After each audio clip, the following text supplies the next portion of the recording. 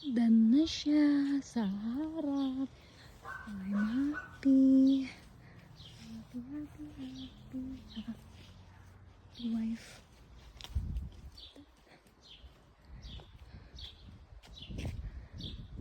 Ganun.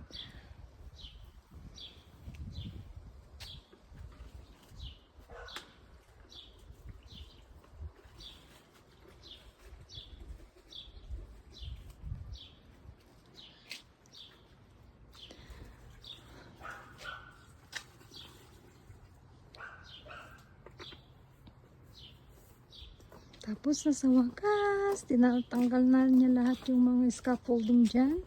Tapos dinala namin dun sa likod. Yun.